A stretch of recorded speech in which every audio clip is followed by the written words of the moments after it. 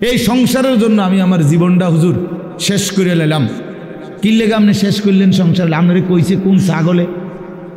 কোন ছাগলে আপনারে বলছে সংসারের লেগে জীবনটা শেষ করতেন? এটা কোথায় কোরআন শরীফের কোন আয়াতে লিখছে আল্লাহ যে হে ইমানদার, জিফুতের ভাত তরকারির লেগে জীবনটা শেষ করে দাও? নামাজ রোজা অজু গোসল হালাল হারাম কিচ্ছুর দরকার নাই, বাসা বাসির শুধু পয়সা কামাই করবা আর জিফুতের শুধু ভাত খাবাইবা, বিল্ডিং করবা, দোকান করবা, যেমনে পারো সুদে পারো কিস্তিতে পারো, ফুদ বিদেশ পাঠাইবা, মাইয়ারি সুদে টাকা লইয়া পারো, কিস্তিতে টাকা নিয়ে পারো, মেয়েরে বিয়া দিয়া দিবা, বাইত যেভাবে পারো মরের আগে আগে জিফুতের বিল্ডিং জমি ঠিক করে দিয়া যাইবা। এই কথা আপনারে কে বলছে? কোন ইবলিসে বলছে? কোন শয়তানে বলল? বলেন, ইনসাফ করে বলেন, কোরআনের কোন আয়াত যে আল্লাহর বান্দা তুমি ওযু নামাজ হালাল হারাম পাক নাফাক জায়েজ না জায়েজ বাদ দিয়ে শুধু কামাই করো আর জিফুত পালো? হ্যাঁ বলে, সুন্দর সুন্দর কথা বলেন অনেকে, এই সংসারে লেগে জীবনটা হুজুর শেষ করলাম। কিল্লা শেষ করছে? কে বলছে? আল্লাহ তাআলা কোরআনুল কারীমের মধ্যে বলছেন ওয়া'মুর আহলাকা বিস-সালাহ, পরিবারের সদস্যদেরকে নামাজের আদেশ করো। আমনি দিকেল ভাত তরকারি হিসাব মিলান।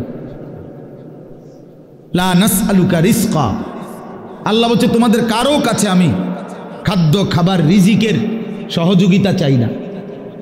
ওই যে মামুন ভাই এনে আইন, আমি খুঁজতেছি মনে মনে, এনে আসেন আমার কাছে আসেন। মাহফিল তো মূলত মামুন ভাইয়ের প্রাপ্ত। শাহাদাত ভাই কেমনে যে কি করলো, মূলত আসলে কোনো রকমে বেচারা জোড়াতালি দিয়া এই মাগরিব বাদ বয়ান মিলাইছে।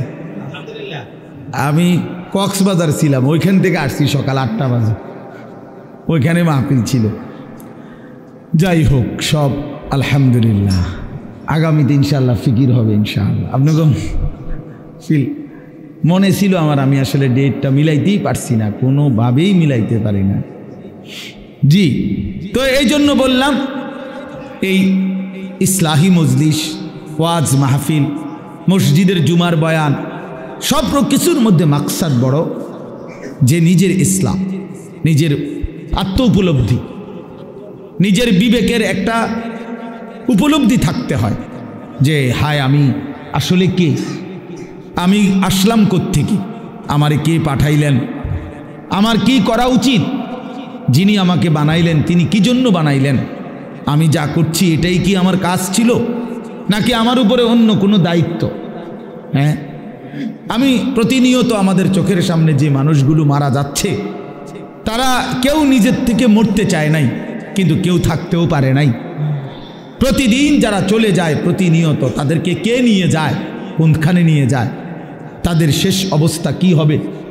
তাহলে যিনি নিয়ে যায় তিনিই বলছেন আমি তোমাদেরকে আবার কবর থেকে উঠাবো, কবর থেকে উঠাবো, তোমাদেরকে জিজ্ঞেস করবো। ফাওয়ারাব্বিকা লানাসআলান্নাহুম আজমাইন, আল্লাহ বলে কসম বান্দা, আমার কসম, মানে আল্লাহর কসম খাইয়া বলছে, নিজের কসম খেয়ে বলছে আল্লাহ, বান্দা বিশ্বাস করো আমি কিন্তু তোমাদেরকে জিজ্ঞেস করব আম্মা কানু ইয়ামালুন, তোমাদের পুরা জিন্দেগির প্রতিটা আমল কর্ম আমি জিজ্ঞেস করব। এটা কেন করেছ, এটা কেন ছেড়েছ, লিমা ফাআলতা হাদা লিমা তারাকতা হাদা।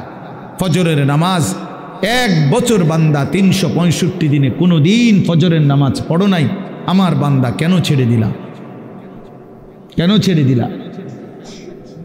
হ্যাঁ, কেন ছেড়ে দিলা, কেন করলা, এতগুলো মিথ্যা কেন বললা, এত টাকা সুদ কেন খাইলা? সুম্মা লাতুসআলুন্না ইয়াওমাইদিন আনিন নাঈম, আল্লাহ তাআলা বলেন অবশ্যই তোমাদেরকে প্রতিটি নিয়ামত, আনিন নাঈম, আমি আল্লাহ প্রদত্ত প্রতিটা নিয়ামত সম্পর্কে জিজ্ঞেস করব। হাসি কান্না আনন্দ বেদনা, এই আসমান জমিন রোদ বৃষ্টি ক্ষেত ফুল ফল ফসল, স্ত্রী কন্যা জায়গা জমি হাত পাও দেহ অঙ্গ প্রত্যঙ্গ, এক এক লোকমা খাবার, এক এক ঢোক পানি, এমনকি প্রতিটা নিঃশ্বাস, আল্লাহর কসম আল্লাহ তাআলা জিজ্ঞেস করবে বান্দা আমার এক এক নিঃশ্বাসের হিসাব দাও, এক এক ঢোক পানির হিসাব দাও।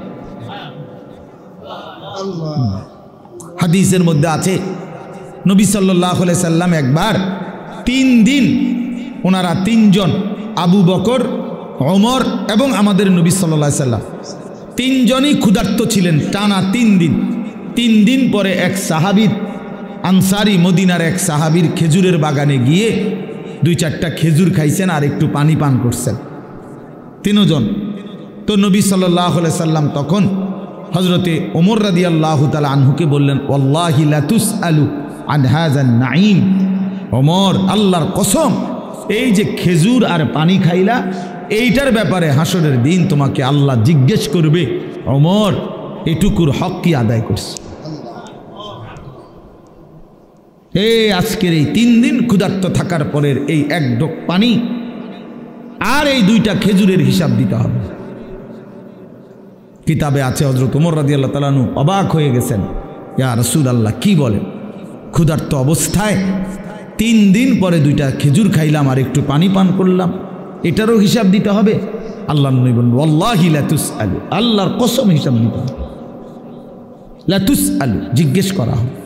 তাহলে এই পর্যন্ত 3 বেলা ভাত খাইছেন কয়দিন? মন মতো পানি পান করছেন কয়দিন? কত আইটেমের ফল ফলাদি খাইছেন কতদিন? বলেন। একটা সময় ছোটবেলায় আমাদেরও তো মনে আছে, আজ থেকে 30 বছর আগে, 25 বছর আগে 1 কেজি আঙ্গুর কেউ কোনো ঘরে কিনছে না। 1 পোয়া 1/2 পোয়া আঙ্গুর অসুস্থ রুগীর। আমার তো মনে আছে ছোটবেলায় আমার আব্বাই শুধু দেখতাম মালটা খাইতো, আব্বা অসুস্থ ছিল, আমরা তাকায় তাকায় থাকতাম। 1-8 পিস যদি কখনো দিত আব্বা মায়া করে, তো এতটুকু হইতে পারত, নাই তো স্বাভাবিকভাবে আমাদের জন্য আনছে, এমন ছিল না। এমনই ছিল 30 বছর আগে, এমনই ছিল। আঙ্গুর 100 গ্রাম 200 গ্রাম, হ্যাঁ, হাসপাতালে রুগী, হাসপাতালে তো ওই রুগীর জন্য পথ্য হিসাবে 100 গ্রাম আঙ্গুর কি নিয়ে গেছে, এমন না? কি বলেন চাচারা? এটা তো ছিল। তাইলে আজকে আলহামদুলিল্লাহ কি পরিমাণ ফল ফলাদি আমাদের বাচ্চারা খাইতেছে, আল্লাহ তাআলা কি পরিমাণ রিজিক দিচ্ছে আমাদেরকে। তো সেই রিজিকের কি কোনো হিসাব নিবে না? কথা বলেন না? তাহলে এই জন্য বাবা, আল্লাহ তাআলার এটা ওয়াদা, আমরা যদি এটা না বুঝি আমাদেরই বোকামি হবে। তোমরা যারা কিশোর তরুণ ছেলে অনেকেই আছো, কোনোভাবেই বুঝতে চাচ্ছ না। তুমি মনেই করো না যে তোমার যে মানুষ, তুমি যে মুসলমান, এবং তোমার যে 14 বছরের পর থেকে তোমরা যারা বালেগ হয়েছ, অর্থাৎ যাদের উপরে গোসল ফরজ হয়েছে, যাদের বীর্যপাত হয়, গোসল ফরজ হয়, সেদিন থেকেই তোমার হিসাব পুরাপুরি 100 তোমার প্রতিটা নিঃশ্বাসের হিসাব উঠতেছে আমল নামার মধ্যে। তাহলে তোমাকে এই বালেগ হওয়ার পর থেকে প্রথম সেকেন্ড থেকে তোমার হিসাব দিতে হবে। একটা চোখের দৃষ্টি, কতবার নারী দেখছো, ছবি দেখছো, নর্তকী দেখেছো, উলঙ্গ ছবি দেখেছো, প্রত্যেকটা পলক নজরের হিসাব দিতে হবে আল্লাহর কাছে। আল্লাহর কাছে প্রতিটা হাত পায়ের অঙ্গের নড়া চড়ার হিসাব আল্লাহ তাআলার কাছে দিতে হবে। আমাদের 16 বছর 18, 20, 25 বছরের ছেলে পেলে সে মনেই করে না কিছু, যে সে যে একটা মানুষ, সে যে একটা মুসলমান, সে যে আখেরাত আছে, আল্লাহ আছে, রসুল আছে, কোরআন আছে, কিচ্ছু বোঝে না, কিছুই বোঝে না। কি করে, কেন হাসে, কেন কাঁদে, কেন ঘুরতে আসে, কি করতে আসে, কি করে চুল, কি করে জামা, কি করতেছে, কার লগে আড্ডা দেয়, কেন আড্ডা দেয়, এত ছবি কেন উঠায়, এত ভিডিও কেন করে, কারে দেখাস বেটা, কে দেখে তোর এগুলা, কে দেখে, কার পাগলামি কে দেখে? নিজেই মোটর সাইকেল চালায় জোরে, আবার এটা নিজেরটাই নিজের সামনে ভিডিও লাগাইয়া এটা ভিডিও করে, এটা আবার ফেসবুকে দিল, মানুষে বাকি কিছু পাগলে চাইলো, এই পাগলের পাগলামি। আহা, এটা কথা হইল? মোটর সাইকেল চালানিও ভিডিও করতে হয়, সাইকেল চালানিও, পেশাব পায়খানাও তো ভিডিও করা উচিত, লোডা বদনাও তো ভিডিও করা উচিত। আহা, এত ফালতু একজন সুস্থ স্বাভাবিক মানুষের জীবন হতে পারে না, যাকে আল্লাহ তাআলা ন্যূনতম আকল দিয়েছেন। হ্যাঁ, কাউকে আল্লাহ তাআলার যখন লানত হয়, আমি এই জন্য প্রায় বলি, কারো উপরে যখন আল্লাহর লানত বর্ষণ হয় তো আল্লাহ তাআলা তার স্বাভাবিক আকল সরায় দেন। আদাল্লাহুল্লাহু আলা ইলমিন, আল্লাহ তাকে তখন পথভ্রষ্ট করে দেয়। ওয়া খাতামা আলা সামঈহি ওয়া কলবি, আল্লাহ তাআলা তার কানে এবং অন্তরে মোহর মেরে দেয়। ওয়া জাআলা আলা বাসারিহি গিশাওয়া, আল্লাহ তার চোখের সামনে পর্দা ফেলে দেয়। ফলে আর সে কিছুই শুনে না, কিছুই বোঝে না, কারণ দিল তো বন্ধ, কানও বন্ধ, চোখও বন্ধ, আবদ্ধ। সে আর আলোর রাস্তা, হেদায়েতের রাস্তা দেখবে কোত্থেকে? সে জান্নাতের রাস্তা দেখবে কোত্থেকে? সে ডানে বামে যেদিকেই তাকায় তখন নারী দেখে, ছবি দেখে। সে যখনই হাঁটে চলে তো ছাতের কিছু অসৎ বন্ধু, চরিত্রহীন কিছু লম্পট, এগুলো সারাক্ষণ কোনো মেয়ের কথা, নারীর কথা, উলঙ্গ কথা, অশ্লীল কথা, গালি গালাজ, একটা আরেকটারে লাথি মারে, একটা আরেকটারে ধাক্কা মারে, একটা আরেকটারে দায়িত্ব ধরে।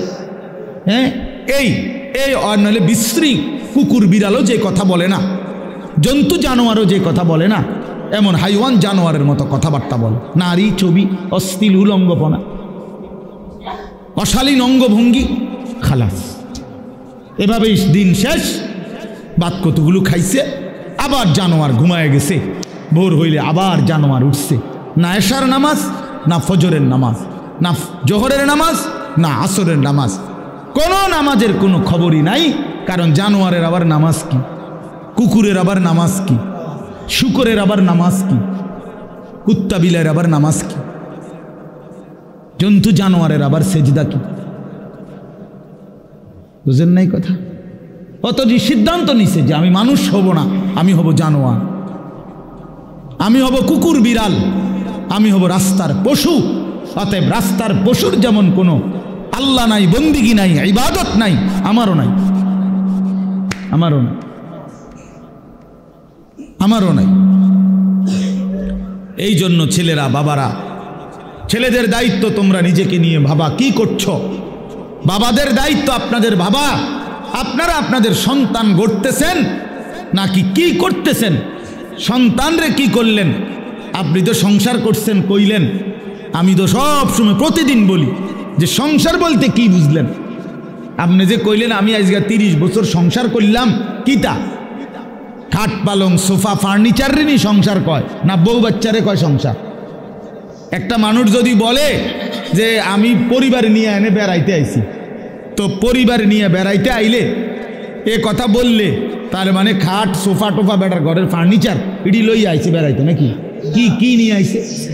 বউ বাচ্চা নিয়ে আইছে, এই না কথা বুঝায়।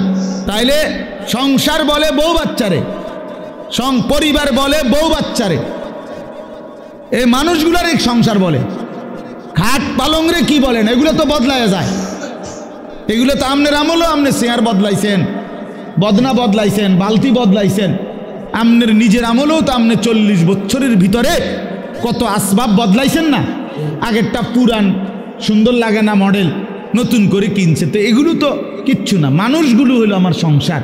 তাহলে আমার ছেলে মেয়ে নামাজ পড়ে না, পর্দা করে না, আল্লাহর নাম জানে না, কোরআন শরীফ পড়তে জানে না, বউ পর্দা করে না, রাস্তার লগে পুকুর বেড়ি গোসল করে, তামাম মানুষ চাইয়া তাই।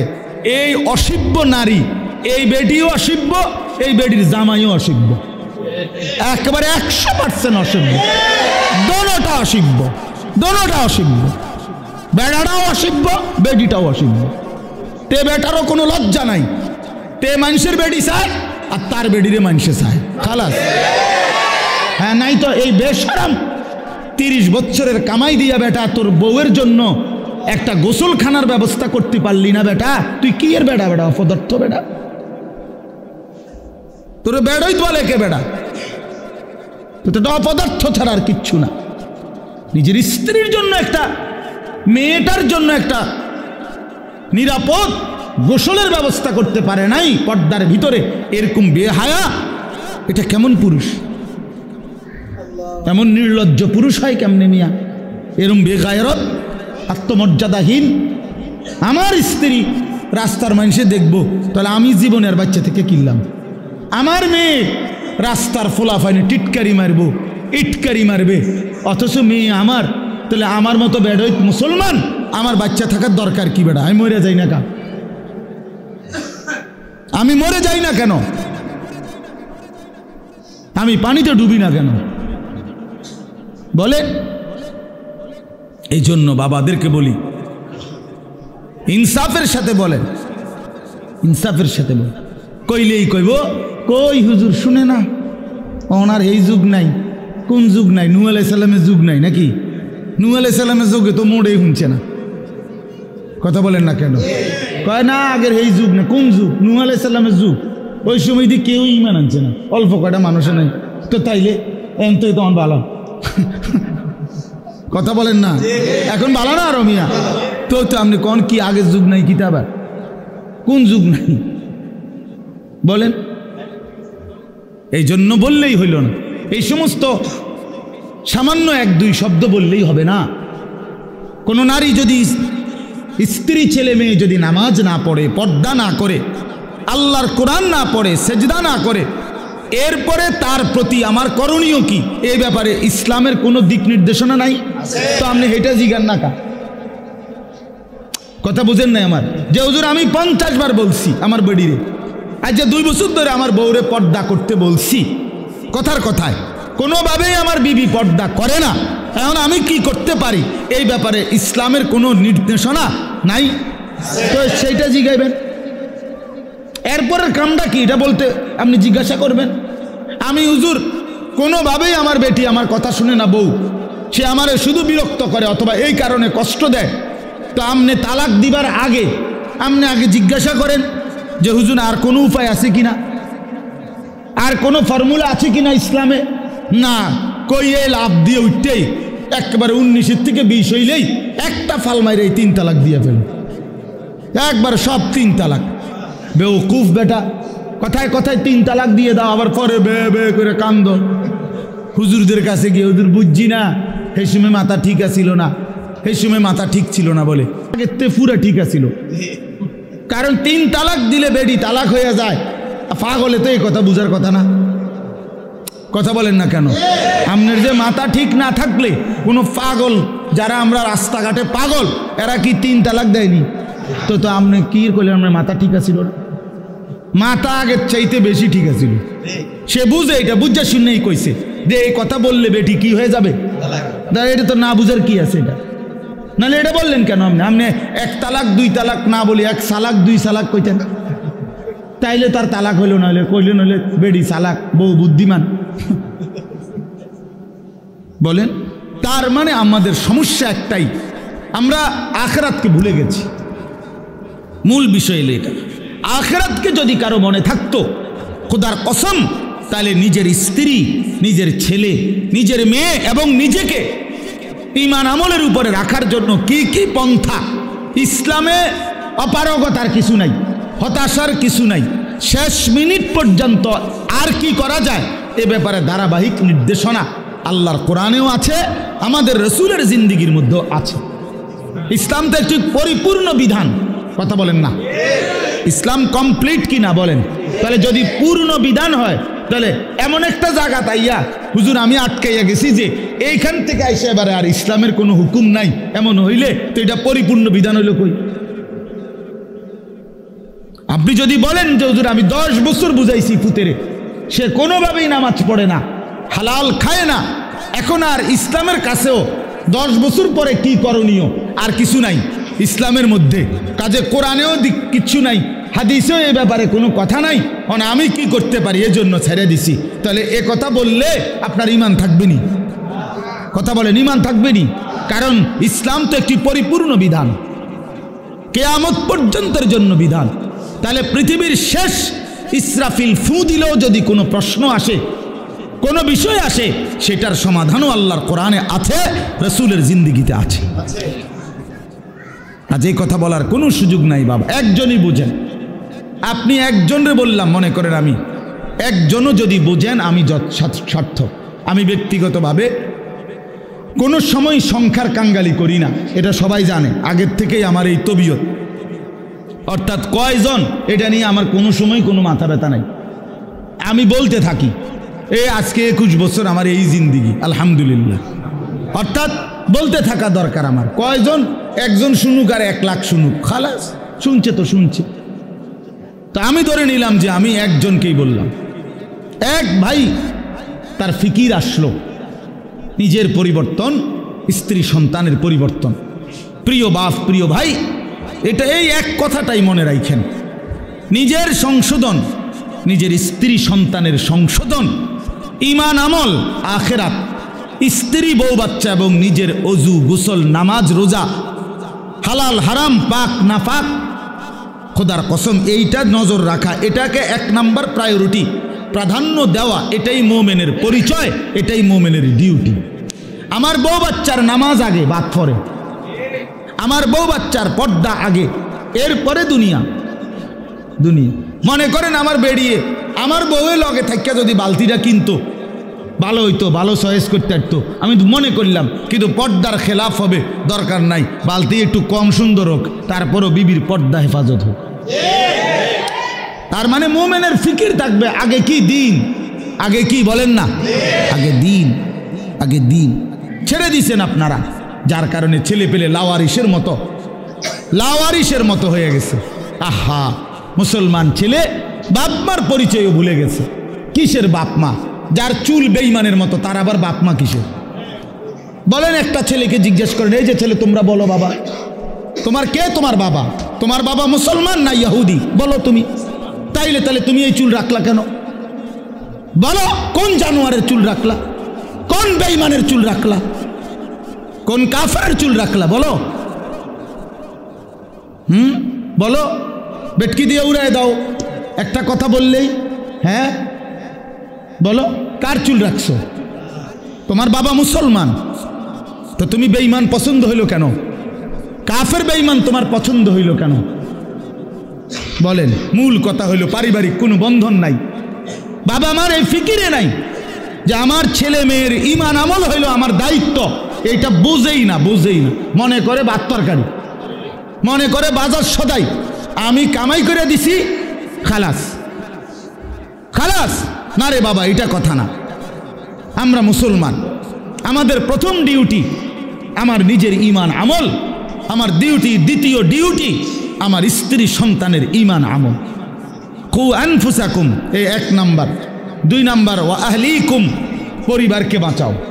প্রথমে নিজেকে বাঁচাও জাহান্নাম থেকে, 2 নাম্বারে পরিবারকে বাঁচাও জাহান্নাম থেকে, 3 নাম্বার ওয়া আনদির আশিরাতাকাল আকরাবিন, আল্লাহ বলছে নিজের আত্মীয় স্বজন, নিকট আত্মীয় যারা, তাদেরকে বাঁচাও জাহান্নাম থেকে। 4 নাম্বার লিতুনদিরা উম্মাল কুরা ওয়া মান হাওলাহা, নিজ এলাকা যেটুকু, এই এলাকা এবং তার আশপাশের মানুষদেরকে আল্লাহর ভয়, আখিরাতের ভয় দেখাও। এই 4 নাম্বার। 5 নাম্বার কুনতুম খায়রা উম্মাতিন উখরিজাত লিন-নাস তা'মুরুনা বিল মা'রুফ ওয়া তানহাউনা আনিল মুনকার। এবার চেষ্টা করো সারা পৃথিবীর বিশ্ব মানবতাকে, সমস্ত মানুষকে আল্লাহর দিকে ফেরাবার চেষ্টা করো। খালাস, ইসলামের এই 5টা আমার দায়িত্ব বন্টন করে দিছে কোরআন। 5টাই কোরআনের আয়াত।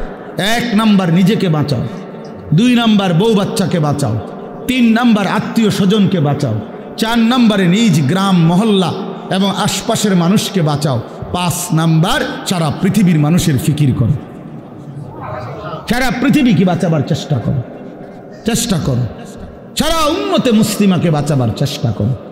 আল্লাহ নবী সাল্লাল্লাহু আলাইহি সাল্লাম ফজরের নামাজের ওয়াক্ত হলে মা ফাতেমার ঘরে মেয়ে, ওনার ঘরের কামরায় গিয়া ওনারে উঠাইতেন ফজরের ওয়াক্তে। নবী সাল্লাল্লাহু আলাইহি সাল্লামের চাচা আব্বাস ওনারে গিয়া উঠাইতেন। নবীজির ফুফি সাফিয়া, ফুফু আর কি, ফুফু, ওনারে গিয়া উঠাইতেন আর ডাক দিয়ে বলতেন, আনকিজি নাফসাকে মিনান নার, হে চাচা, হে ফুফি, জাহান্নামের আগুন থেকে নিজেকে বাঁচান। ফাইন্নী লা উগনি আনকে মিনাল্লাহি শাইআ, বলতেন ফুফু, চাচা, আল্লাহর কসম। মেয়ে ফাতেমাকে বলতেন, ফাতেমা, আমি তোমারে মুহাম্মদের মেয়ে বললে, মুহাম্মদের চাচা এ কথা বললে, মুহাম্মদের ফুফু বললে আমি হাসরের ময়দানে কোনো উপকার করতে পারবো না। নিজের ঈমান, নিজের সেজদা, নিজের তাকওয়া, এটা দেখাইয়া হাসরের ময়দানে মুক্তি নিতে হবে। মুহাম্মদের স্বাস্থ্যবাই কইলে হইতো না। নাউযুবিল্লাহ। হ্যাঁ, নবী পাকের মেয়ে বললে হবে না, নবী পাকের চাচা বললে হবে না। নবীজির চাচা বললে যদি জাহান্নামের মুক্তি পাওয়া যায় তো আবু তালেব, আবু লাহাব, আবু জাহেল, আবু লাহাব তারাও তো বলবে আমি তো চাচা। কথা বলেন না কেন? তাইলে তখন কি হবে? এই জন্য নবী বলছেন না না, আত্মীয়তার পরিচয় হবে না, ঈমান আমলের পরিচয়। ফাইজা নুফিখা ফিস সূর ফালা আনসাবা বাইনাহুম ইয়াউমাইদিন। আল্লাহ বলেন হাসরের মাঠ যখন কায়েম হবে কেউ কাউকে কোনো আত্মীয়তার নসব মানে কি? আত্মীয়তা, বংশের কোনো পরিচয় হবে না। ওয়ালা ইয়াতাসাআলুন, কেউ কাউকে ভালো মন্দ জিজ্ঞেসও করবে না। ভাইজান কোনো কষ্ট হইতেছে কিনা চাচা, বসতে কোনো অসুবিধা হইতেছে? না না, এখানের কথা কই না, হাসরের ময়দানে। বুঝেন নাই? এখন না আমরা জিগাই যে ভাই সাহেব কোনো একটু আরামসে বসেন বা ওনার একটা চেয়ার দেন, ঠিক আছে না চাচা যান মুরব্বী, ওনার একটু আগে বাইর হইতে দেন, ওনার আমরা এরকম বলি কি না বলেন? তো আল্লাহ তাআলা বলেন কিয়ামতের দিন ওয়ালা ইয়াতাসাআলুন, কেউ কাউকে একটি শব্দ জিজ্ঞেস করবে না যে কষ্ট হচ্ছে কিনা।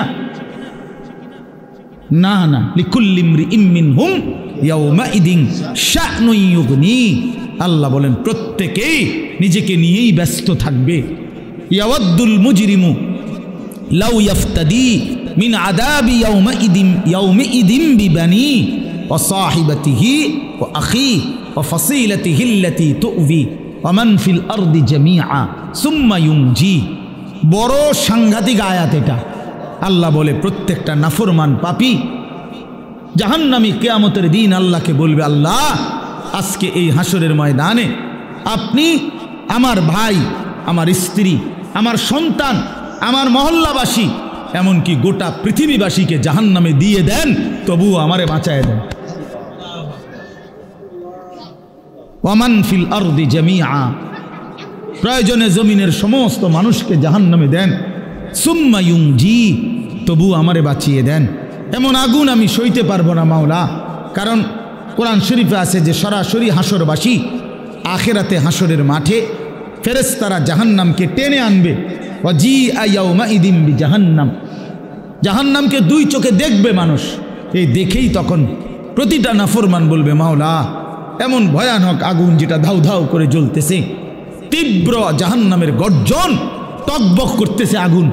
আল্লাহর নবী বলবেন জাহান্নামের বিকট গর্জনে গোটা হাসরের ময়দানের ইমানদার নাফরমান, আরে নবী, আউলিয়া, সিদ্দিক পর্যন্ত চিৎকার দিয়া বলবে, ইয়া রব্বি নফসি নফসি।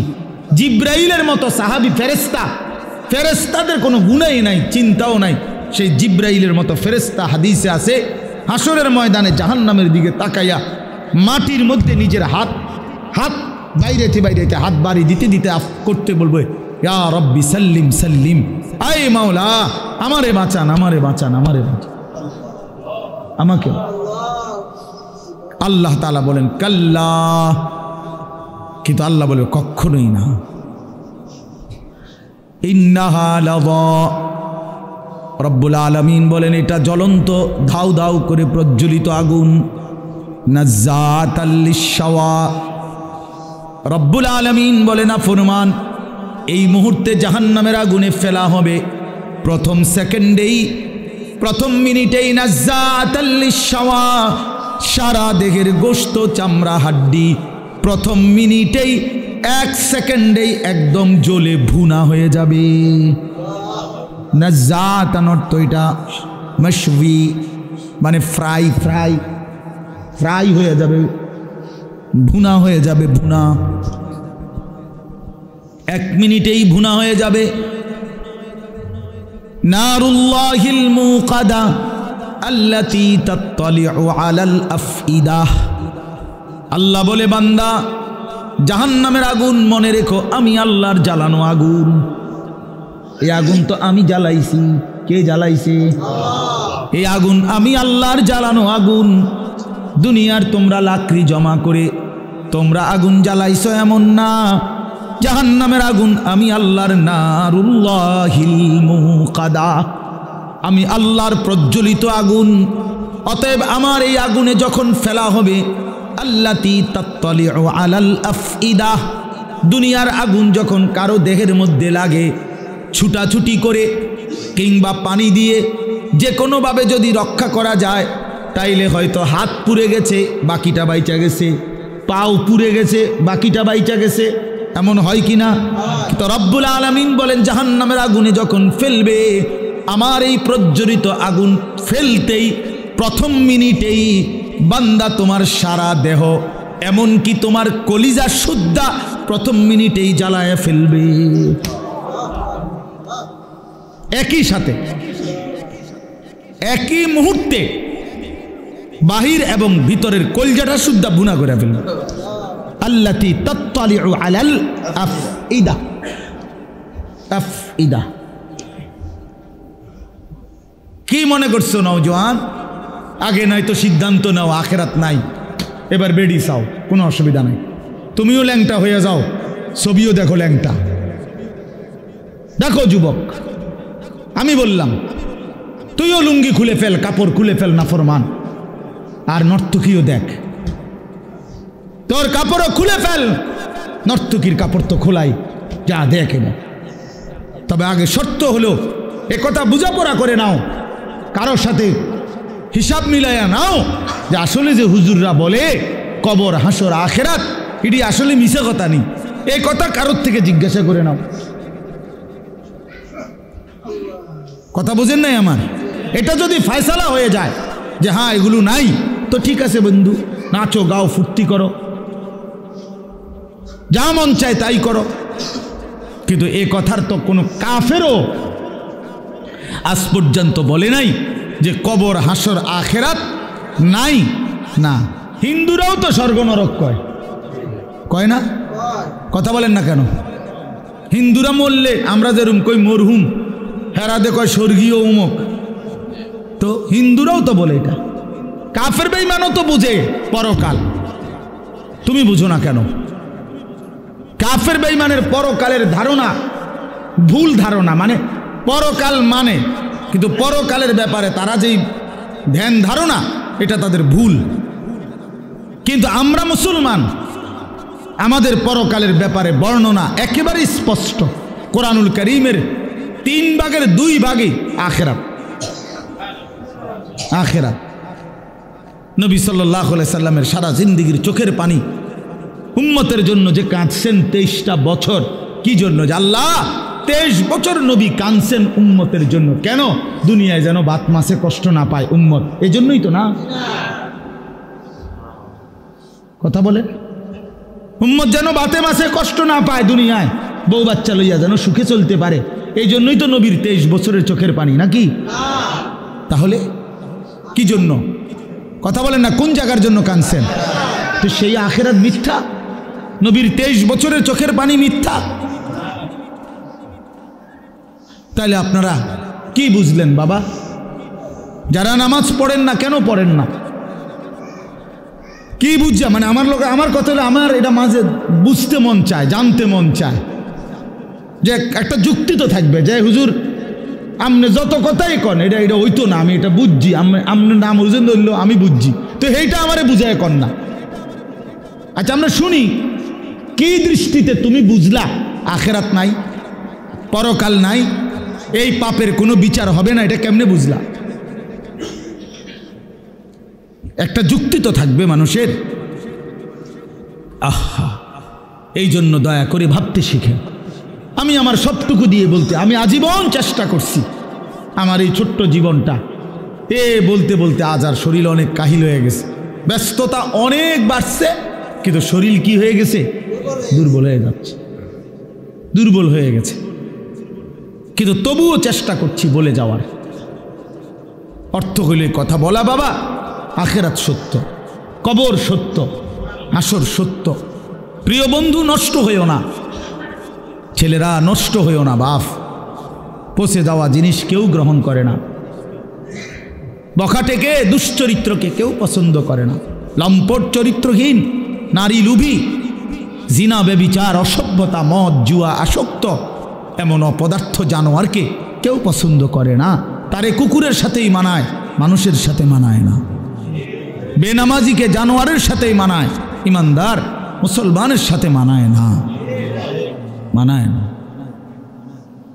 হ্যাঁ হ্যাঁ, এজন্য এটা জরুরি বিষয়, এটা বুঝার বিষয়।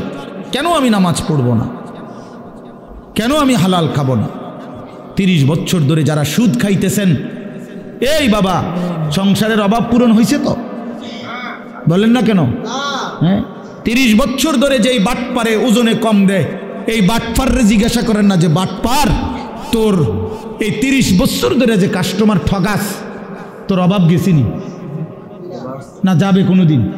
তো লাভ হইল কি বেড়া? কিরে এত সিটারি করে কাম তো লাভ হইল না, সিটারিয়ে যা করলা, কই সংসারের অভাব তো গেল না, কিস্তি তো শেষ হয় না, কিস্তি তো শেষ হয় না, প্রয়োজন তো শেষ হয় না। কই কিস্তি ইনকাম করে 90,000, কিস্তি চলে 6 না। হ্যাঁ, কথা বলেন না কেন? কিস্তি কারণটা কি?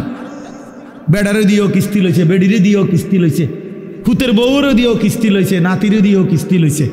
সংসারের সবগুলো হারাম কর, বউ হারাম কর, স্ত্রীও হারাম কর, ফুতের বউ হারাম কর, প্রত্যেক কিস্তি যে লইছে তো হারাম কর। কথা বলেন না কেন? হ্যাঁ, মাতেন না কা নাইরে আপনি পাল্টা জবাব দেন। হ্যাঁ কোন আমি শুনি, তর্ক করেন। কিস্তি মানে তো হারাম, সুদ মানে তো হারাম, সুদ মানে তো হারাম। তো বলে হুজুর না খাইয়া মরে যাবো নি? হ্যাঁ মরে যাবেন, মরলে কি শরম নি? কোনো মানুষ মারা গেলে এটা কি বেজ্জুতি নি যে ছি ছি ছি জীবনে কেউ মরল না, হায় হায় রে আস্তাগফিরুল্লাহ আস্তাগফিরুল্লাহ, এরকম শরমের কথা? লোকটা মরে গেল, বলেন মরে যাওয়া কোনো শরম? তো মরে যাবেন, অসুবিধা কি? আমারও তো অনেক সময় অনেকে বলে যে হুজুরে না খাইয়া কি মরে? হ্যাঁ মরে যাবেন আপনি, অসুবিধা কি? না খাইয়াই মরে যাবেন, অভাবে মরে যাবেন, ঠিক আছে, কিন্তু এরপরেও তো চোখটা বন্ধ হইলে জান্নাতের দুয়ার খুলে যাবে। যে মাওলা অভাবে পড়ে গেছি তো তোমারে ছাড়ি নাই, খাইতে পাই নাই কিন্তু তোমারে ছাড়ি নাই। নবী সাল্লাল্লাহু আলাইহি সাল্লাম তো পেটে 2টা পাথর বাঁধছে। আপনারা আমাদের কার হালাত এমন হইছে ক্ষুধার কষ্টে? হ্যাঁ পাথর বাঁধছেন, বলেন 3 দিন খান নাই টানা, এমন আমাদের কারো জানা মতে, আর আমরা বাদ দেন মিয়া, আমাকে জানা মতে বলে আমার চাচা একবার এরুম হয়েছে, আমার জ্যাডার একবার এরুম হয়েছে যে 3 দিনে এক লোকমা খাবার খায় নাই, এমন হয়েছে চাচা? আপনি শুনছেন চাচা? আপনি তো মুরব্বী বয়স্ক, আপনি বলেন চাচা, আপনি বলেন এমন শুনছেন কোনোদিন? কিন্তু আল্লাহ নবী সাল্লাল্লাহু আলাইহি সাল্লাম যে দিনের পর দিন 3 দিন ক্ষুধার্ত ছিলেন, এ কথা কি আপনারা শুনেন নাই? তাহলে নবীজির চাইতে ক্ষুধার কষ্ট বেশি সয়েছে এমন উম্মত তো এই 1450 বছরও এখনো হয় নাই। সাহাবায়ে কেরাম, আবু বকরের মতো দামি সাহাবী, ওমরের মতো দামি সাহাবী, হযরত আয়েশা নবীজির স্ত্রী বলেন, রাআইনা হিলালান সুম্মা হিলালান সুম্মা হিলালান। নবীজির স্ত্রী বলেন, এক চাঁদ উঠছে, এটা ডুবছে, আরেক চাঁদ উঠছে, এটা ডুবেছে, আরেক চাঁদ উঠছে, এটাও ডুবছে। কয়টা হলো? কয় মাস? 3 মাসে আল্লাহর কসমে মসজিদে বসা। নবীজির হাদিস, আম্মা জান আয়েশা বলে, মা আওকাদাত ফি আবিয়াতে রাসূলিল্লাহ নারুন। আবিয়াত বহু বচন না, বাইতুনের রসুলের 9 জন বিবি। আম্মা জান আয়েশা স্ত্রী বলে, আমরা 9 বিবির কারো ঘরে এই গোটা 3 মাসে কোনো দিন রান্না করা চুলায় কোনো খাবার আমরা খাই নাই, কোনোদিন না। ফামা আইশুকুম, সাহাবী জিজ্ঞেস করছে, মা তাহলে বাঁচলেন কিভাবে? ফামা আইশ, জীবনটা চালাইলেন কেমনে? আল্লাহ নবীর স্ত্রী বলেন, আত্তামার ওয়াল মা, খেজুর এবং পানি। 3 মাস খেজুর এবং পানি, সকালেও এটা, দুপুরও এটা, রাতেও এটা, শনিবারও এটা, রবিবারও এটা, সোমবার, মঙ্গলবার, বুধবার, বৃহস্পতিবার, শুক্রবার, প্রতিদিন একই জিনিস। এভাবেই জিন্দিগি পার করছে। পানি, খেজুর, খেজুর, পানি। খেজুরও তো অল্প, 1টা 2টা 8টা। খেজুরের দানা বাইটা পিসাইয়া পাউডার বানায়া সাহাবায়ে কেরাম খেজুরের দানা পানি ভিজায়া ছাতুর মতো বানায়া তারপরেও খাইছে। হ্যাঁ, এই জন্য আমার বাপ, আমি আমাকেও বলছি, আপনাকে শুধু না, আমরা আমাদেরকেও বলি, নিজেকেও বলি, নিজের ঘর পরিবার নিয়েও আলোচনা করি। তাহলে আমরা প্রত্যেকে ইনশাআল্লাহ আমাদের জিম্মাদারি মনে রাখেন।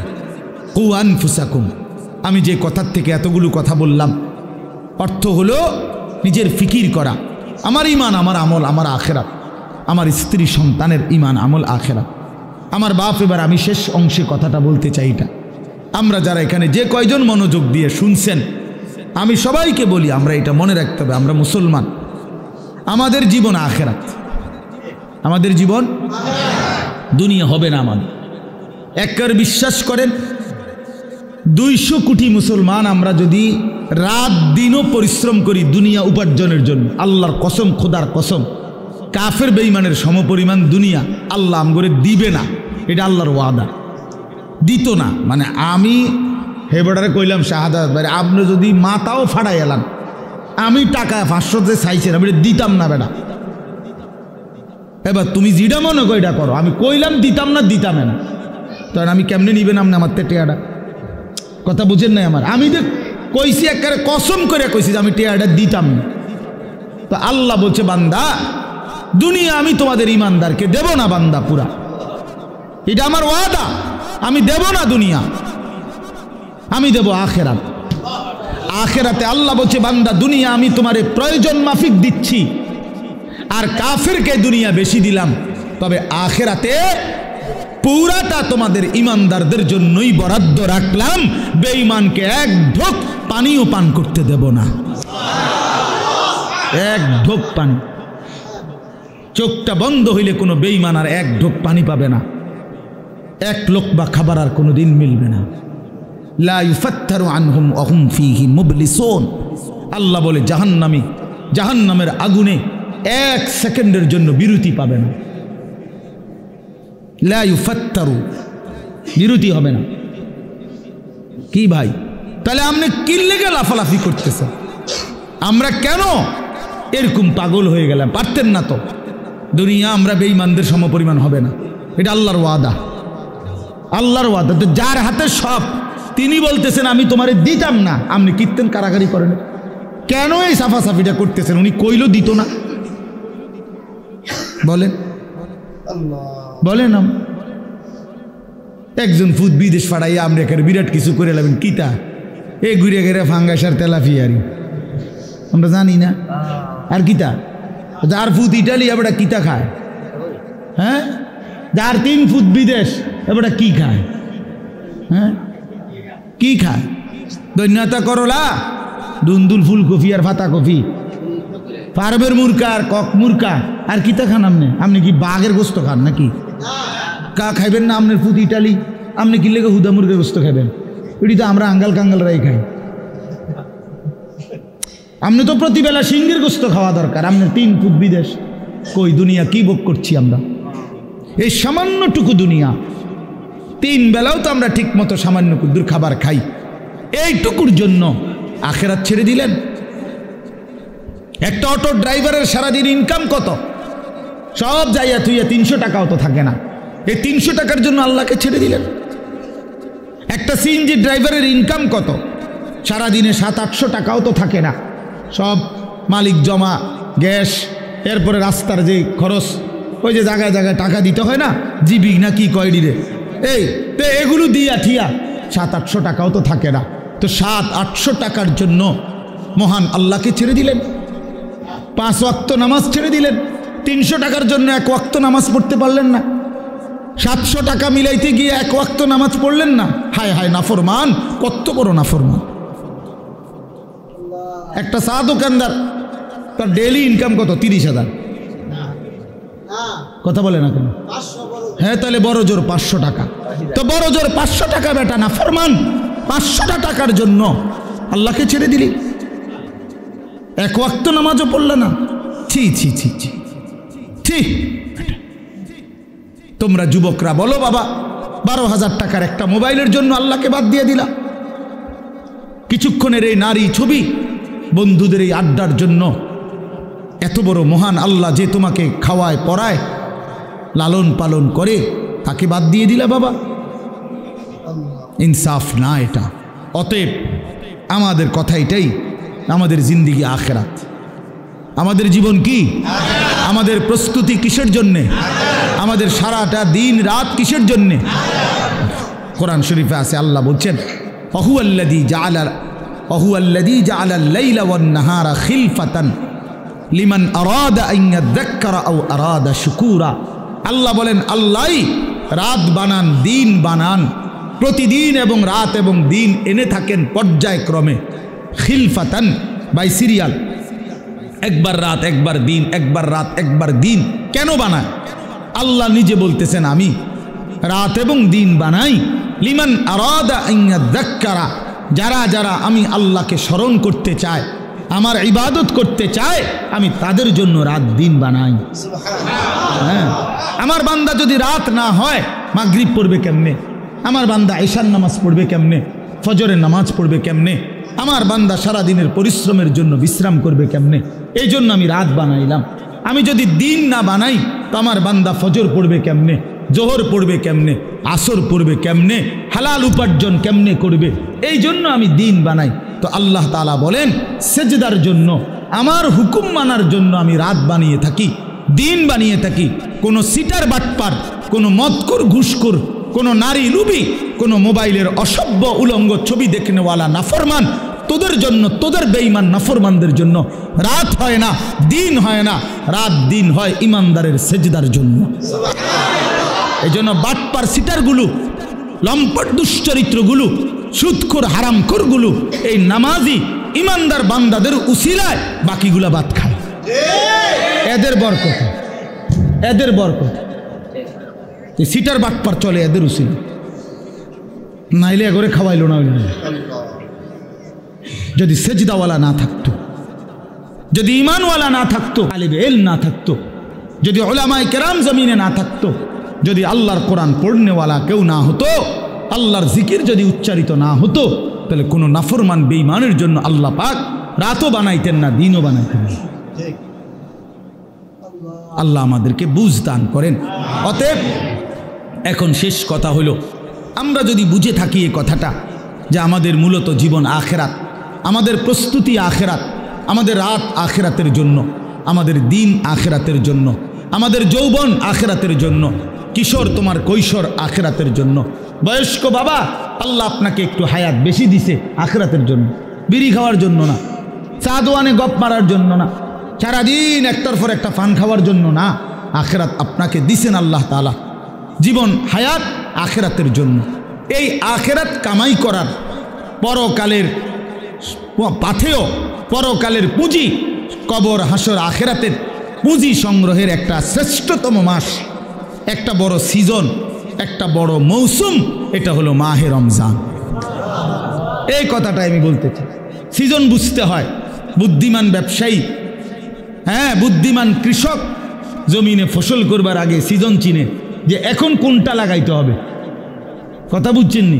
সিজন হইলো আলুর, আপনি লাগাইছেন টমেটো, তাহলে হইতো না। সিজন চিনতে হবে, কোন সময় কোন তরকারির মৌসুম, কোন সময় কোন ফসলের মৌসুম। ব্যবসায়ীও সিজন বুঝে। হ্যাঁ, এখন রোজা, আপনি উঠাইছেন গরু ছাগল, না আপনি ওর কাপড়ে না উঠেছেন। কথার কথা, একটা সিজন। মানুষ কি ধরে? সিজন ধরে যে ভাই এখন আমগো ব্যবসার সিজন, এই এই এক মাস সিজন। তাহলে মৌসুম চিনে। আমরাও ওয়াজরা বলি যে শীতকাল আমগো ওয়াজের মৌসুম, ওয়াজের সিজন আমগো, মানে এই সময় ওয়াজ বেশি। ঠিক না কথা? প্রত্যেকেই মৌসুম চিনে, সিজন চিনে। তো আল্লাহ তাআলা বলছে বান্দা, আখিরাত কামাই করার, জান্নাত কামাই করার সবচেয়ে বড় সিজন, মৌসুম মাহে রমজান। আর সেটা আর মাত্র 30 দিনও বাকি নাই। এই আমাদের সামনে একদম অল্প কয়দিন, আর মাত্র একটা মাস। এই এক মাসের ব্যবধানেই আমাদের সামনে আসতেছে মাহে রমজান। আল্লাহ তাআলা বলছেন, ইয়া আইয়ুহাল্লাযীনা আমানু কুতিবা আলাইকুমুস সিয়ামু কামা কুতিবা আলাল্লাযীনা মিন ক্বাবলিকুম লাআল্লাকুম তাত্তাকুন। রোজার বিস্তারিত আলোচনা হুজুররা করবে, আমি এই জন্য আপনাকে ইমাম সাহেবরাই বলবে ইনশাআল্লাহ। কিন্তু আমার বলার উদ্দেশ্য শুধু এই কথা বলা যে আল্লাহ বলছে বান্দা তোমাদের উপরে রোজা ফরজ করলাম, পূর্ববর্তী ইমানদারদের উপরও আমি ফরজ করেছি। উদ্দেশ্য কি? উদ্দেশ্য হলো আল্লাহ বলেন লাআল্লাকুম তাত্তাকুন, ইমানদার একটা মাস তুমি আমার হুকুম পালন করবা, গুনাহ বর্জন করবা, আমার আদেশ পালন করবা। রোজা, নামাজ, ইফতার, সাহারি, 20 রাকাত তারাবি, ভোর রাত্রে কিছুটা তাহাজ্জুদের নামাজ, সেজদা, দোয়া, কান্নাকাটি, জিকির, তেলাওয়াত, জাকাত, ফিতরা, দান, সাদাকা, শবে কদর, রমজানের শেষ দশকের এতেকাফ, এতগুলো ইবাদত দিয়ে আমি সিজনটা সাজাইছি, রমজানটা সাজাইছি। অতিরিক্ত অনেক কিছু দিছি। ইফতার রমজান উপলক্ষে, সাহারি রমজান উপলক্ষে, 20 রাকাত তারাবি রমজান উপলক্ষে, শবে কদর রমজান উপলক্ষে, শেষ দশকের এতেকাফ রমজান উপলক্ষে। জান্নাতের দরজা পুরা খুলে দিলাম রমজান উপলক্ষে, জাহান্নামের দরজা বন্ধ করে দিলাম রমজান উপলক্ষে, শয়তানগুলো সব শিকলে বাইন্দা রাখলাম রমজান উপলক্ষে, এবং একে 70 বানায় দিলাম রমজান উপলক্ষে। এত কিছু দিয়েও যদি তুমি জান্নাত কামাই করতে না পারো, তুমি আসলেই অসিদ্ধ, তুমি আসলেই অথর্ব, অপদার্থ ছাড়া আর কিচ্ছু। তুমি আসলেই নাফরমান, তুমি আসলেই নাফরমান। এই জন্য নবীজি বলছে যে মুসলমান রমজান পেয়েও কি করতে পারে নাই, গুনাহ মাফ করতে পারে নাই, আখেরাত কামাই করতে পারে নাই, তো জিবরাইল আইসা নবীজিরে বলছে ইয়া রাসূলুল্লাহ, এমন নাফরমানের উপরে আল্লাহর লানত, আমি জিবরাইলেরও লানত। নবীজি বলছে আমিন, মানে আমিও মেনে নিলাম, যা জিবরাইল, আমি রসুলেরও লানত। এই জন্য রমজানকে যে কদর করে না, রমজানেও গুনাহ, চুরি, ডাকাতি, ওজনে কম দেয়, সুদ খায়, কিস্তি নেয়, ওই ছেলেরা তোমরা নাচ গান, মোবাইল, ছবি এই নিয়েই পড়ে রইলা, মা বোনরা বেপর্দা পড়ে রইল, মানে যে যেমন আছে এমনই রয়ে গেল, তো তার উপরে আল্লাহর লানত, ফেরেশতার লানত, তোর নবীর লানত, তোর উর্ফে খুদার গজব, তোর উর্ফে আল্লাহর লানত। আর এত জনের লানত নিয়ে সুখ কপালে জুটবে না, দুনিয়াতেও আখিরাতে। অতএব দয়া করে আমরা ইনশাআল্লাহ আজকের এই মোবারক মাহফিলে নিয়ত করি যে আমরা এবারের রমজানকে নিজের জীবনে কদর করব ইনশাআল্লাহ। সবাই গুনাহ থেকে পবিত্র হই। ছেলেরা, নওজোয়ান, মোবাইলের অশ্লীলতা ছেড়ে দাও বাবা, গুনাহ ছেড়ে দাও বাপ, এই উলঙ্গ ছবি, নারী, অশ্লীলতা, বেহায়াপনা ছেড়ে দিয়ে 5 ওয়াক্ত নামাজ পড়ো, আল্লাহকে ডাকো বাবা।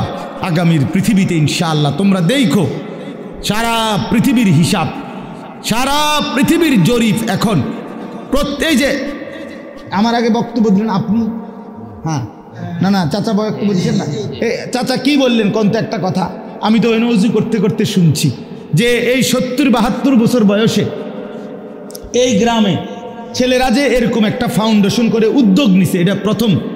আপনি বললেন না একটু আগে? আচ্ছা বলেন তাইলে এটার অর্থ কি? অর্থ হলে আমি ব্যক্তিগতভাবে এখন প্রতিদিন গড়ে 3-4টা বয়ানে যাই, এরপরও কুলাইতে পারি না। তো আমার বলার উদ্দেশ্য হলো, আমি যদি 100টা বয়ান করে থাকি মনে করেন মাহফিল, এর মধ্যে 98টা হবে যুব সমাজের আয়োজন সারা বাংলাদেশ। কথা, গতকাল আমি মহেশখালী ছিলাম, এই যেখানে কক্সবাজার মহেশখালী নাম শুনছেন না, ওখানে বাংলাদেশের বড় একটা তাপ বিদ্যুৎ কেন্দ্র হইতেছে ওইখানে, ওইখানে মাতার বাড়ি, তো ওইখানে ছিল। তো হাজার হাজার যুবক, হাজার হাজার, তার মানে সারা বাংলাদেশে এরকম নওজোয়ানরা আগাইতেছে আল্লাহর দিকে, কোরআনের দিকে, ইসলামের দিকে। সারা বাংলাদেশে আপনারা এখন চাচারা বলেন, আগে 20 বছর আগে যতগুলো মাদ্রাসা দেখছেন চারিদিকে, এখন গলিতে গলিতে হাঁটলে হাঁটলে চারিদিকে ডানে বামে মাদ্রাসা দেখা যায় না? তো বাড়ছে কি না? অনেক বাড়ছে, 10 গুণ বাড়ছে, 50 গুণ বাড়ছে। সারা বাংলাদেশে প্রত্যেক বছর, এখন বছরে বারবার বাংলাদেশের ছেলেরা কোরআনের হাফেজ হিসাবে সারা বিশ্বের আন্তর্জাতিক প্রতিযোগিতায় 70 দেশ, 100 দেশের সাথে 1 নম্বর 2 নম্বর হয়ে থাকে বাংলাদেশের ছেলেরা। তার মানে বোঝা গেল যে আলহামদুলিল্লাহ যুব সমাজ, নওজোয়ানরা যেভাবে ইসলামের দিকে আগাইতেছে, আগামীর পৃথিবীতে এই নওজোয়ানরাই কালেমার পতাকা উড়াবে ইনশাআল্লাহ। হ্যাঁ হ্যাঁ, ইসলামের পতাকা উড়বে। বিজয়ের পতাকা উড়বে ইনশাআল্লাহ। তখন তোমরা যেই ছেলেরা নামাজি হবা, চরিত্রবান হবা, ইনশাআল্লাহ মনে রাখো তোমাদের হাতেই ইমানের পতাকা উড়বে। কোন বাটপার, নারী লুবি, চরিত্রহীন, লম্পট, বেনামাজি, অসভ্য তোমারে দিয়া মনে করো আগামীর পৃথিবীর কোনো কাজ হবে না, কেউ তোমারে নিবে না। আমি বললাম এই জন্য চরিত্র হেফাজত করো, আখলাক হেফাজত করো। আমি দোয়া করলাম এবং চারিত্রিক পবিত্রতার ক্ষেত্রে ইসলামের সবচেয়ে গুরুত্বপূর্ণ বিধিবিধান, শরীয়তের হুকুম আহকাম, অশ্লীলতা, বেহায়াপনা, জিনা, ব্যভিচার এগুলোর প্রতিরোধে সবচেয়ে বেশি আয়াত, হুকুম এই সূরার মধ্যে। এই সূরা নারীর চরিত্র হেফাজত করে, সমাজের মধ্যেও অশ্লীলতা, বেহায়াপনা প্রতিরোধে কার্যকর ভূমিকা রাখবে।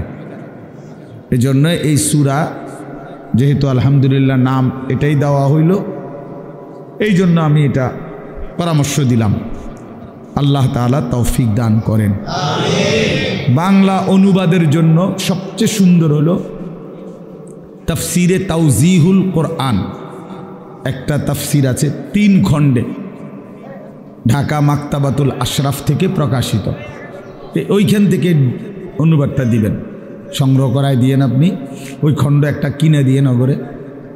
ওইটার অনুবাদ বাংলা ভাষায় বর্তমানে সবচেয়ে সুন্দর, মজাদার এবং সাবলীল, সহজ, খুব অল্প কথায় বুঝার, এবং ওইটার সাথে প্রাসঙ্গিক ছোট্ট ছোট্ট কিছু টিকা, ব্যাখ্যা ওই তাফসিরটার মধ্যে আছে। এবং ওইটার লেখক হলেন সারা পৃথিবী বিখ্যাত, বর্তমান সময়ের সারা বিশ্ববিখ্যাত একজন আলেম দ্বীন, পাকিস্তানের আল্লামা তাকি উসমানী দামাত বারাকাতুহুমুল আলিয়া। উনি জগৎ বিখ্যাত আলেম, ওনার লিখিত। আল্লাহ তাআলা আমাদেরকে তৌফিক দান করেন। মোবাইলের ব্যাপারে বললাম, অর্থ হইল যে আসলে প্রত্যেকেই যদি একটা একটা মোবাইল হাতে ধরে রাখো ভাই, তাহলে মনোযোগ দিয়ে শুনবে কে? সবাই যদি আমরা অন্যেরকে নিয়ে আছে, আমি অন্য করে শুনাম, অন্যদেরকে আমি সংশোধন করবো, তো তুমি ভালো হইবা কোন দিন? তোমার পরিবর্তন হবে কোন দিন? প্রত্যেকেই যদি অন্যকে নিয়ে ফিকির করি ঠিক আছে, কিন্তু নিজের ফিকির করব কখন? অথচ কোরআনুল কারীমের মধ্যে মানবতার সংশোধনের ক্ষেত্রে প্রথম নির্দেশ নিজের সংশোধন। কোরআনুল কারীমের মধ্যে আল্লাহ তাআলা বলছেন সর্বপ্রথম নিজের সংশোধনের দিকে শতভাগ নজর দিতে। ইয়া আইয়ুহাল্লাযীনা আমানু কু আনফুসাকুম ওয়া আহলিকুম নারা। আল্লাহ তাআলা বলেন, হে ঈমানদারগণ, তোমরা প্রত্যেকেই নিজেকে বাঁচাও এবং তোমাদের পরিবারের সদস্যদেরকে বাঁচাও নারান, জাহান্নামের আগুন থেকে। তাইলে আলাদাভাবে বলছে যে নিজেকে বাঁচাও, এরপরে বলছে স্ত্রী, সন্তান, পরিবার পরিজনকে বাঁচাও। তাহলে নিজেকে বাঁচাও, এটা আলাদা হুকুম, আলাদা হুকুম। এই জন্য নিজের ফিকির করা, নিজের সংশোধন, আমার ঈমান, আমার নামাজ, আমার চরিত্র, আমার আখলাক, আমার চলাফেরা, আমার কথাবার্তা, আমার আচরণ, লেনদেন, এটা ঠিক করা। আমার কবর, আমার আখেরাত, আমার হাসর, আমার মিজান, আমার ফুলসিরাত, এই নিজের ফিকির করা। আমি মরলে আমাকে, আমার জিন্দিগি নিয়ে আমি চলে গেলাম, এরপরে পৃথিবীতে অনেক কিছু হইতে পারে, কিন্তু আমি তো নাই। আমার মৃত্যুর পরে পৃথিবীর সব মানুষ যদি চাঁদের দেশেও জায়গা, আমার লাভ কি? আমি তো নাই, আমি তো কবরে। এই জন্য নিজের ফিকির করা, ঈমানের ফিকির, আমলের ফিকির, এটা খুব জরুরি। কোরআনুল কারীমের মধ্যে আল্লাহ তাআলা বলেন, ইয়া আইয়ুহাল্লাযীনা আমানু আলাইকুম আনফুসাকুম, হে ঈমানদারগণ, নিজেকে মজবুতভাবে আঁকড়িয়ে ধরো। আলাইকুম আনফুসাকুম অর্থ হলো নিজেকে সাজিয়ে তোলো, নিজেকে গড়ে তোলো আখিরাতের আলোকে, ঈমান ইসলামের আলোকে। এটা আল্লাহ তাআলার আদেশ। কোরআন শরীফে আল্লাহ বলছেন ওয়া'মুর আহলাকা বিস-সালাতি ওয়াসতাবির আলাইহা, তুমি তোমার পরিবারের সদস্যদেরকে নামাজের আদেশ করো এবং নিজে নামাজের উপরে অত্যন্ত মজবুত দৃঢ় থাকো। অর্থাৎ কোনো অবস্থাতে নিজের এক ওয়াক্ত নামাজও ছেড়ো না। নিজেকে ভুলে মানুষের সংশোধন, নিজের ইমান আমল নামাজ রোজা আমনে ওটা মেল করতেছে, ওটা সংশোধন করে, গ্রামে কাজ্জা ফাসাদ এগুলার সমাধান করে। জোহরের নামাজও পড়ে নাই, আসরের নামাজ ওটা মেল করে, জনসেবা করে। আপনার এই জনসেবার দরকার কি? আপনারে কে বলল যে নিজের নামাজ বাদ দিয়ে মানুষের সেবা করতে? এটা আপনারে কোন ইবলিসে কইল? এটা কে বলল আপনার? এটা কোন ধরনের জনসেবা? আমি পেশাবের উপরে দাঁড়াইয়া আরেকজনরে ভালো পানি দিয়ে গোসল করা, হেবড়া নিজে দাঁড়াই দিছে পেশাবের, বুঝছেন না? নিজে মদ খাই আরেকজনরে মধু খাওয়া। তাহলে এইখানে আহাম্মকি ছাড়া আর কিচ্ছু নাই। তার জন্য নিজের সংশোধন আগে, মানুষের সেবা, মানুষের কল্যাণ অবশ্যই ভালো কাজ, কিন্তু সেইটা হবে আমার নিজের সংশোধন শতভাগ ঠিক রেখে। আমার মাহফিলের দেরি হয়ে যাইতেছে, এখন আমার মাগরিব বাদ এখানে বয়ান করার কথা। আজকে আমার আরও 2টা মাহফিল আছে আজকে। এখন আমি চিন্তা করলাম যে ধরে আমার ওয়াজ যেহেতু ক্ষতি না হয়, মাগরিবের নামাজ বাদ দিয়ে লাই, টানা আইসা পড়ি। তাহলে আপনারা যে সময় মাগরিব পড়তেছিলেন তখন তো আমি যদি টানা আইসা পড়তাম, তাহলে এই আধা ঘন্টা টাইম ফাঁকি দেওয়া, যে সময় আপনারা নামাজ পড়ছেন, সুন্নত পড়ছেন, তো আমি তো আইতে পারতাম। আপনি আইয়া বুঝলেন, নইলে আমার তো দরকার আপনার করে হেদায়েত করেন, আমি জাহান্নামে গেলাম, ঠিক না? এটাই তো বুদ্ধিমানের কথা নাকি না? আমি ঠিক এই সাফিতলা বা জামাত নামাজ পড়ে তারপরে আসছি, কথা বুঝছেন কিনা? এই তাহলে এটা হলো বুঝের হিসাব যে আমার নামাজ বাদ দিয়ে বুঝি আমি আপনার মাহফিল ধরতে যাবো। কেন 10 মিনিট দেরি হলে কি হবে? আধা ঘন্টা দেরি হয়েছে, 1 পিস হয়েছে, খালাস। এই জন্য বললাম নিজের সংশোধনের ফিকির কিশোর, নওজোয়ান, বয়স্ক সবার মধ্যে বাবা এটা দরকার। আর এই জন্য আমরা যে মোবাইল সবাই মিলে ব্যস্ত, অন্যকে শোনাবো, অন্যকে দেখাবো, তো নিজের পরিবর্তন হবে কখন? এই জন্য এতে নিজের পরিবর্তন হয় না। মোবাইল হাতে ধরে রাখলে মনোযোগ হয় না, দিল জমে না, কথার মধ্যে আগ্রহ তৈরি হয় না, নিজের অন্তরে কোনো বিবেচনা, বিবেক, দিল জাগে না, প্রেরণা আসে না। এক তো হইল হুজুর আসছে, ওনারে চিনি, এখন অনেক লোকে হয়তো ওনার বয়ান শুনে আমিও আসছি, হ্যাঁ, উড়াউড়ি করে, দৌড়াদৌড়ি করে, দফাদফি করে আসলাম, দেখলাম, হুড় করে আবার চলে গেলাম, খালাস। তো এটা তো কোনো জিন্দিগি না বাপ।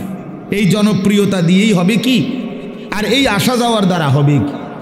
মানুষ জমলো 10 লাখ, মানুষ জমলো 10,000, কিন্তু যার মতো, আমি আমার মতো, উনি উনার মতো, প্রত্যেকেই আগের মতো, তো লাভ হইল কি? বললো কারে, শুনলো কারে, আয়োজন করলো কার জন্যে? তাইলে ইনসাফের কথা বলেন। যিনি বিড়ি খায় উনি বিড়িয়ে খায়, যিনি সুদ খায় উনি সুদে খায়, যিনি মিথ্যা বলে তিনি মিথ্যাই বলে, যিনি কথায় কথায় গালি দেয় তো আপনি গালিই দিচ্ছেন, যার দোকানে টেলিভিশন, চা দোকানে নাচ গান চলে তো চলতেই আছে, যার ঘরে পর্দা পুশিদা নাই, বউ বাচ্চার, স্ত্রী কন্যার, তো সেইভাবেই চলতেছে, যার ছেলে নামাজ পড়ে না তো পড়েই না, যার মেয়ে পর্দা করে না তো করেই না। তো এই ইমাম সাহেবদের এই প্রতি সপ্তাহ বয়ান তাইলে কার জন্য? কাকে করে এগুলো? এই কোরআন আল্লাহ তাআলা তাইলে কার জন্য নাজিল করলেন? চাঁদের দেশের মানুষের জন্য? তাইলে রাসূলুল্লাহ সাল্লাল্লাহু আলাইহি ওয়াসাল্লামের 23 বছরের মেহনত কার জন্য? তাই কার জন্য তিনি এই কাঁদলেন, এই চোখের পানি ফেললেন, তায়েফের এত রক্ত ঝরাইলেন, পেটে 2টা পাথর বাঁধলেন ক্ষুধার কষ্টে, ঘরের চুলায় 3 মাস, নবীজির স্ত্রীরা বলছে টানা 3 মাসও গেছে, কোনো দিন 3 মাসে ঘরের চুলায় রান্না করা কোনো খাবার খাই নাই আমরা। তো এইভাবে রাত দিন ক্ষুধার্ত, রক্তাক্ত, চোখের পানি, এইভাবে নবীজি কষ্ট দিবানিশি করে মাকসাদ উদ্দেশ্য কি ছিল তাইলে? নবীজির নাম ব্যবহার করে আমরা কিছু জিলাপি খাবো, খিচুড়ি খাবো, বিরিয়ানি খাবো, খালাস। এই তো 23 বছর নবীজির মেহনতের খোলাসা, মানে লক্ষ্য উদ্দেশ্য, ঠিক না? তাইলে ইনসাফ কি বলে, বিবেক কি বলে? এই জন্য প্রিয় বাপ, প্রিয় ভাই, এটা জরুরি বিষয়। নিজের পরিবর্তন, নিজের সংশোধন, নিজের ফিকির খুব জরুরি, খুব জরুরি। মানুষের কল্যাণ এটাও উত্তম, কিন্তু নিজেকে বাদ দিয়ে না, নিজেকে ভুলে না, নিজেকে ছেড়ে দিয়ে না। এই সুন্দর ফাউন্ডেশন আমাদের যেই কোনো পরামর্শ দরকার, শুধু ঘন ঘন মাহফিল না চাইলে,